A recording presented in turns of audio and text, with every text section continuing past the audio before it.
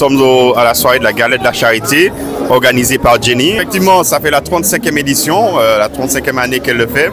C'est important pour moi effectivement d'être là parce que pour soutenir et pour aussi apporter des fonds, parce que c'est ça la gala, c'est apporter des fonds parce que la recherche, on a besoin justement de travailler là-dessus. Notamment dans ma famille, j'ai aussi beaucoup de personnes qui souffrent de cette maladie. Encore hier, j'étais à l'aéroport, je venais de la Martinique où j'ai rencontré une amie qui me disait son frère qui a fait classe avec moi est à un stade, j'ai envie de dire terminal parce que rien ne fonctionne plus et il a même décidé de ne plus suivre les traitements parce qu'il est fatigué de ça. Donc et ça me fait extrêmement mal. Donc quand je vois que en 2024, alors qu'on aurait déjà dû avoir tous les traitements nécessaires pour sauver des vies, mais c'est pas fait parce que malheureusement, c'est une niche qu'ils considèrent que ça les intéresse pas. Ceux qui pouvaient faire ces investissements ne le font pas parce que ça ne concerne que, j'ai envie de dire, le monde noir. Il faut savoir aussi que ça commence aussi à les toucher avec le métissage dans le monde, mais aujourd'hui, c'est important pour nous d'être là, d'apporter les fonds nécessaires pour que la recherche continue et que surtout cette recherche soit faite par nous pour les nôtres. Parce qu'aujourd'hui, on est touché et on va faire le job.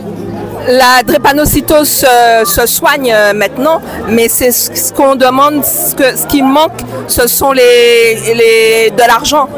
Justement ça, on commence à soigner, on commence à avoir des médicaments qui font effet, qui me demandent parfois des traitements sur le long terme, mais il faut justement que ça soit démocratisé et devienne accessible à tous. Et pour que ça soit accessible à tous, les laboratoires ont besoin d'argent pour investir massivement et rendre le médicament, parce qu'un médicament c'est un coût à la fabrication, s'il y a très peu de personnes, le coût est très élevé. Maintenant, si on arrive à avoir beaucoup de fonds, on peut rendre ce coût abordable pour tout le monde. Donc c'est ça le travail aujourd'hui qu'on doit faire en sorte d'avoir les fonds nécessaires pour que ce médicament soit à la portée de tous.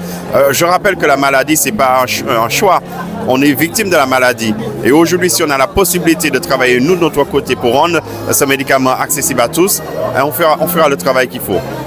Qu'est-ce qu'à votre niveau, vous pouvez apporter à l'association?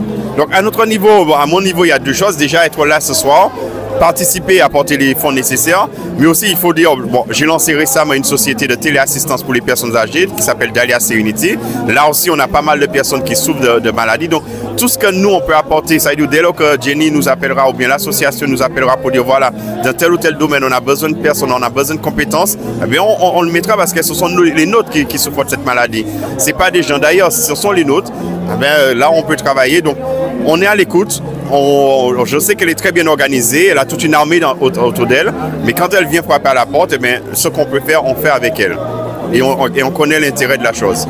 Merci à vous, hein, merci. Merci beaucoup.